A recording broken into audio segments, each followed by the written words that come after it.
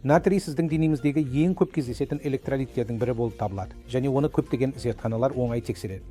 Сіз натрийді тексеру туралы естіген боларсыз, және бұл әдетте көптеген зертханаларда стандартты тексеру болып табылады, және үнемі егде жастағы науқастар натрийді тексеруден өтеді. Натрий неге маңызды? Өйткені ол сізге салауатты өмір салтын ұстануға көмектеседі. Төмен натрий сізді әлсіз етеді.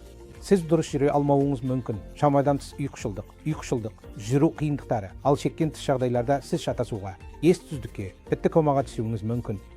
Натрий оңай диагноз қойылады, оңай емделеді. Алайда төмен натрийдің себебін білу маңызды.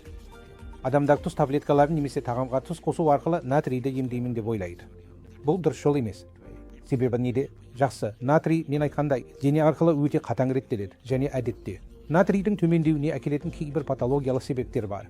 Көптеген адамдарда натрийдің төмендеуінің қарапайым себебі суды шектен тыс ішу. Төмен натрий мен айтқандай көбінесе патологиялық, және оның себебін табу үшін дәрігеріңізбен кеңесуіңіз керек.